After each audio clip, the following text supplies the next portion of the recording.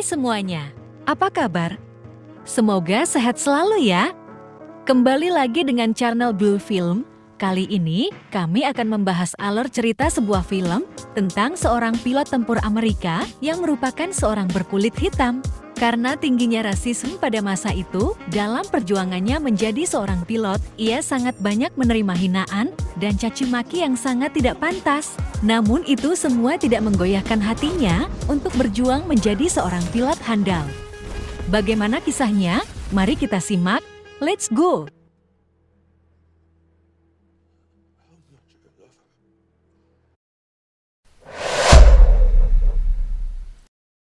Berlatar pada tahun 1950 di masa damai 5 tahun setelah Perang Dunia Kedua.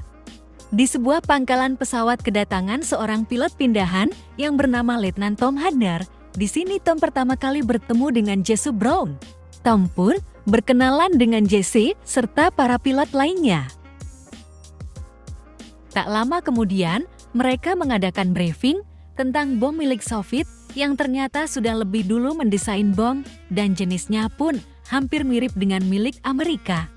Kapten mereka mengatakan, asalkan mereka terus latihan, maka tidak akan ada yang bisa menandingi kekuatan tentara Amerika. Latihan dimulai dengan berpatroli. Jesse dipasangkan dengan Tom untuk memandu Tom latihan.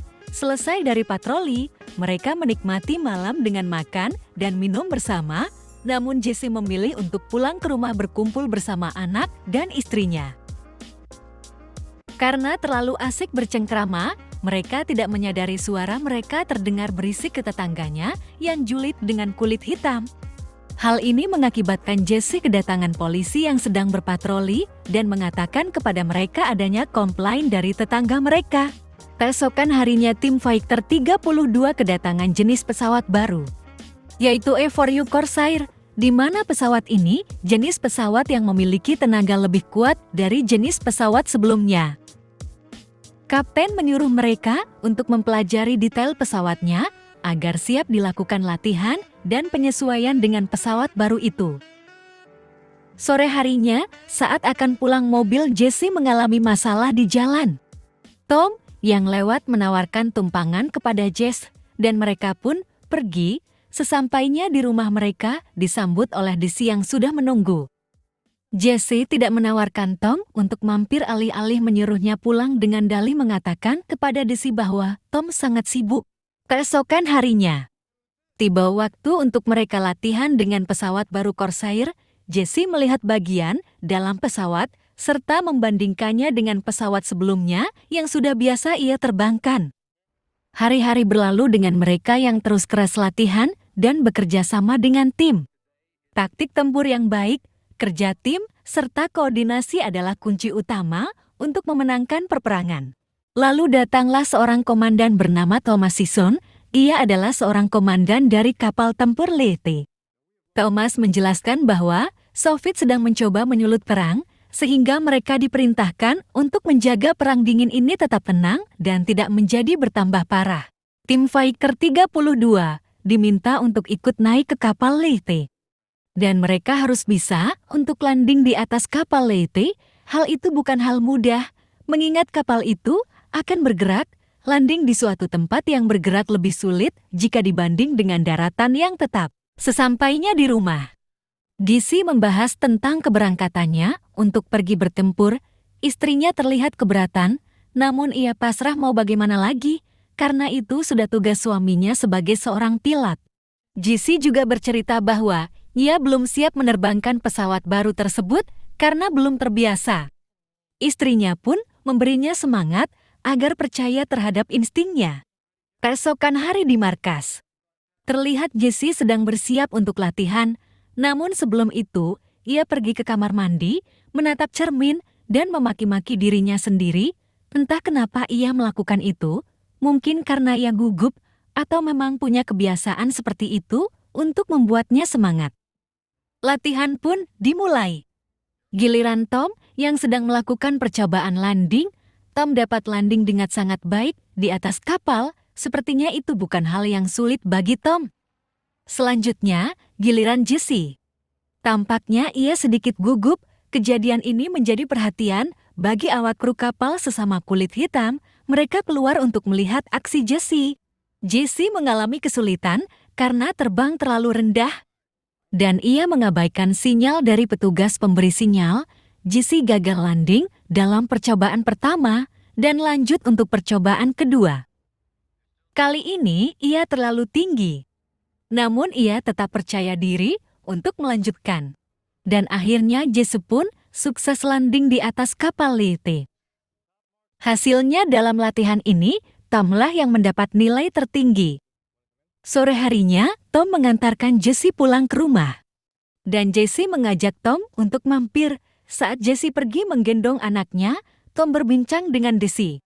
Daisy menyampaikan sebuah permintaan yaitu agar Tom mau menjaga Jesse selama ia berada di pertempuran. Mendengar hal itu, Tom pun menerima permintaan itu. Tak lama kemudian, Jesse pergi bersama keluarganya menghabiskan malam itu. Karena esok ia harus pergi bertempur. Melanjutkan scene di atas kapal. Tampak tim Fighter 32 sedang melakukan latihan kecepatan persiapan terbang. Namun mereka masih kurang cepat dan kapten tampak kecewa dengan hasilnya. Saat Jesse akan mengirim surat untuk istrinya, Jesse sempat diganggu oleh beberapa personil lain, kita sebut saja Kang Bully. Jesse tidak melawan, ia menghadapinya dengan tenang.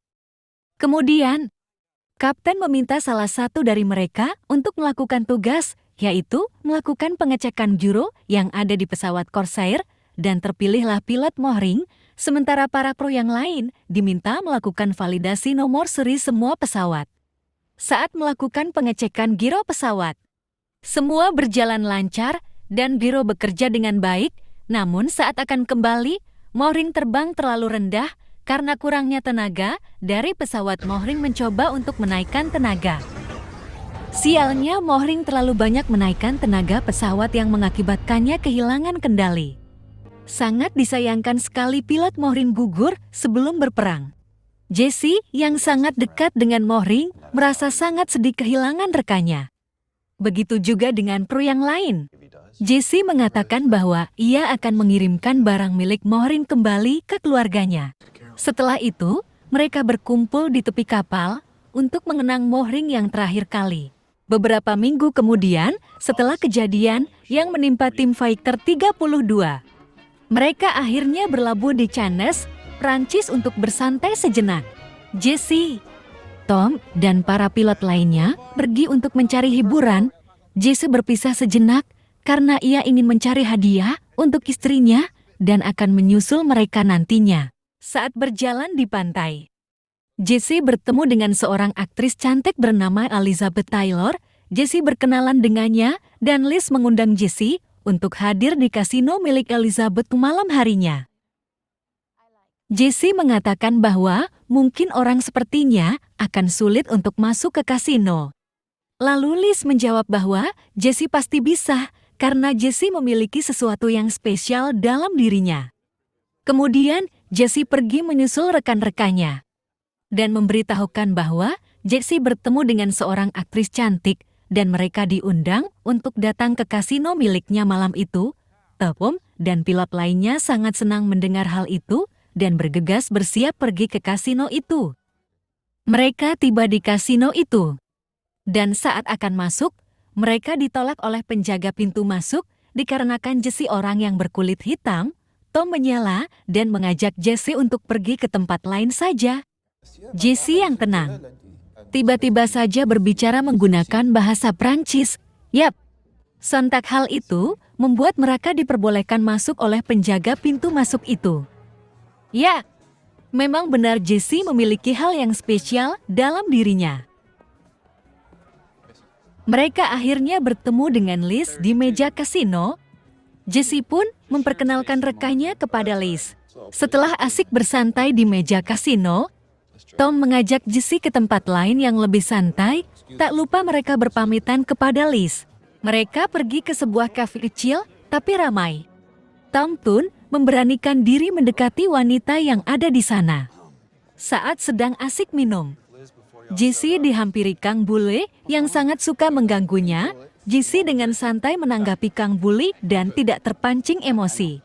Tapi Tom yang melihat langsung menghampiri Jesse. Baku hantam pun tak terhindar hingga akhirnya datang petugas keamanan. Mereka pun kocar-kacir berlarian kembali ke kapal. Saat tengah tidur mereka dibangunkan dan diminta untuk hadir di ruang rapat. Mereka diminta untuk bersiap bertempur menghadap pertempuran antara Tiongkok dan Korea. Tugas mereka menghancurkan jembatan penghubung agar Tiongkok tidak bisa mengirimkan pasukan melalui jembatan itu. Tibalah mereka di Sinuiju, perbatasan Korea Utara dan Tiongkok. Dan tim fighter 32 menyerbu dan langsung disambut tembakan musuh. Sesaat akan mendekati musuh, mereka dihalau pesawat musuh, yaitu MiG-15 buatan Soviet bertenaga jet, yang dimana jenis ini berbeda dengan Corsair. Pesawat ini merupakan ancaman dalam misi ini. Sehingga Tom dan Jesse harus menghadapi secara langsung, sementara Tom meminta Punik, Gode, dan Laveri tetap pada misi menghancurkan jembatan. Tom dan Jesse menghadapi pesawat MiG. Cukup berat, karena MiG lebih unggul dalam manuver dengan mesin jet. Jesse memancing pesawat tersebut, sementara Tom memutar dan mencari celah melalui ngarai. Mereka mencoba menjebak pesawat itu. Dan, boom! Tom menembak pesawat MiG dengan tepat. Itu menjadi kemenangan dalam perburuan Tom dan Jesse. Mereka kembali ke formasi bersama tim dan menuju inti dari misi untuk menghancurkan jembatan. 1 dari 2 jembatan berhasil dihancurkan. Saat akan menghancurkan jembatan kedua, tentara Tiongkok menembaki mereka karena mereka dilarang menyerang pihak Tiongkok. Akhirnya mereka memilih untuk mundur, padahal masih ada 1 jembatan yang harus dihancurkan. Melihat itu, Jesse mencoba meminta untuk pergi menghancurkan jembatan itu. Namun dilarang oleh Tom. Jesse tidak memperdulikan larangan itu dan kembali untuk menghancurkan jembatan itu. Aksinya itu sangat berani karena dihujani tembakan dari sisi sungai dan akhirnya Jesse sukses menghancurkan jembatan kedua. Jesse sukses kembali dengan selamat setelah dihujani dengan tembakan dari tentara Tiongkok. Hal ini menjadi kemenangan untuk mereka dan mereka merayakannya. Sementara itu di daratan, terlihat Kang Bully dan rekannya sedang diserbu oleh tentara Tiongkok. Mereka dihajar habis-habisan. Kemudian kembali ke kapal. Terlihat Jesse sedang bad mood. Hal ini dikarenakan Tom membuat laporan kepada kapten bahwa Jesse mengabaikan perintah saat bertempur. Hal itu dapat mempengaruhi kenaikan pangkat Jesse. Tom pun merasa bersalah dan berinisiatif memperbaiki kesalahannya dengan meminta bantuan rekan-rekan lainnya dengan membuat pernyataan tentang Jesse yang bertempur dengan baik walaupun mengabaikan perintah langsung. Tom kembali ke kamar dan tak sengaja mendengar Jesse memaki dirinya sendiri.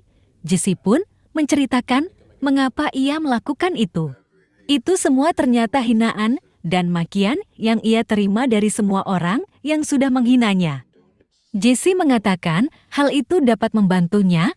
Mungkin yang ia maksud adalah untuk memberinya ketegaran dan semangat. Tom pun memberikan secari kertas berisi pengakuan dari timnya.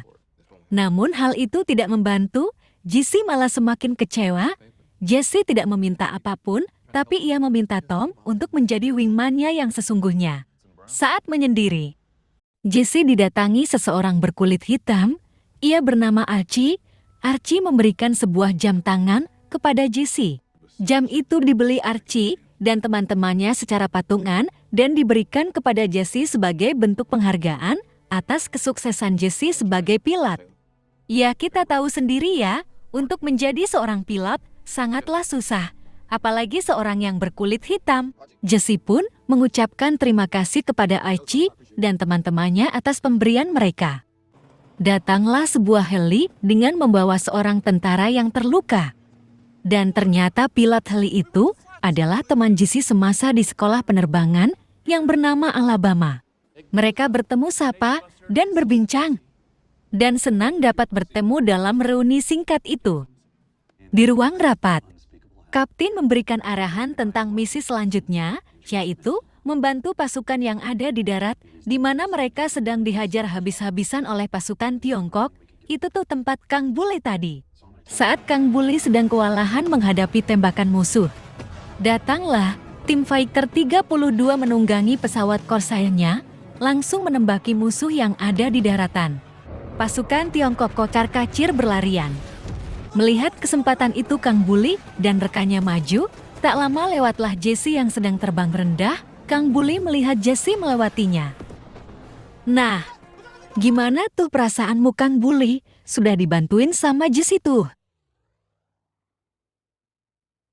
Setelah melewati pertempuran, pesawat Jessie mengalami masalah pada bagian oli mesin. Tampaknya ada peluru yang mengenai bagian mesin, membuat oli bocor dan kehilangan putaran mesin. Pesawat Jessie pun kehilangan tenaga.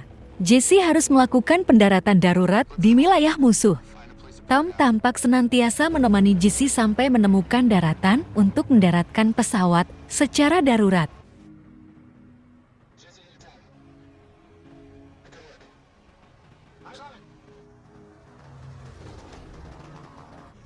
Karena sudah terlalu rendah, Tom tidak bisa tetap menggiring Jessie. Tom harus kembali ke ketinggian normal sambil memantau Jessie dari atas.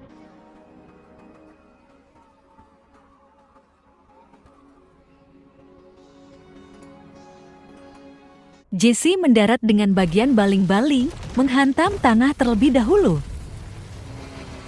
Tom dan tim fighter 32 memantau dari atas. Mereka menunggu respon Jessie untuk keluar dari pesawat, namun tidak ada tanda-tanda dari Jessie. Ternyata kaki Jessie terjepit, sehingga ia tidak bisa keluar. Tom memutuskan untuk turun menyelamatkan Jessie. Tom juga melakukan pendaratan darurat. Informasi ini sudah disampaikan Kapten ke kapal induk, namun tim penyelamat baru bisa menjemput sekitar 30 menit. Tom mendarat dan bergegas pergi ke tempat Jessie mendarat. Sembari mengeluarkan pistolnya untuk berjaga-jaga jika ada musuh. Ia mendapati Jessie terjebak di dalam. Di markas, tim memberitahukan bahwa mereka tidak bisa mengirimkan bantuan karena hari mulai gelap.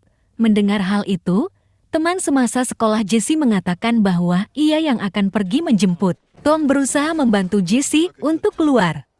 Namun tampaknya hal itu sia-sia karena bagian pesawat itu terlalu berat untuk diangkat 2 orang. Jessie mulai kedinginan, dan Tom memakaikan topi untuk menghangatkan Jessie. Tak lama kemudian, datanglah helikopter untuk menjemput Tom dan Jessie. Tapi tampaknya Jessie sudah pasrah.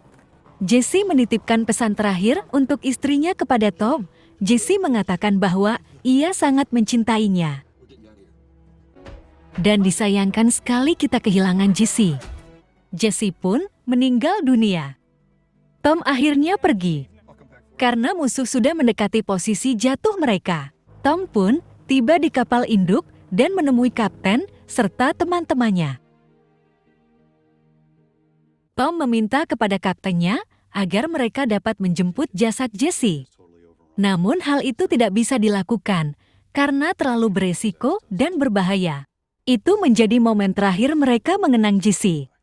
Komandan Thomas mengabarkan berita duka itu kepada semua kru kapal.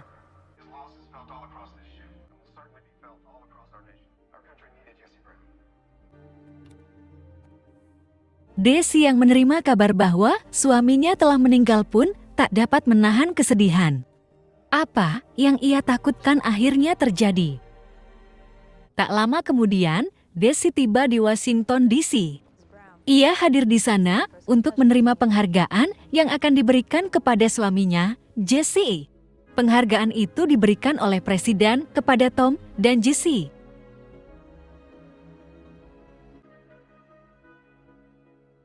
Setelah selesai acara tersebut, Tom menghampiri Daisy dan memberikan lencana milik Jessie.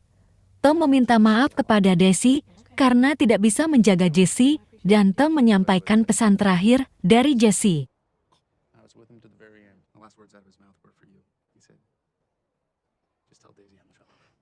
Daisy dan anaknya yang berjalan di tepi pantai.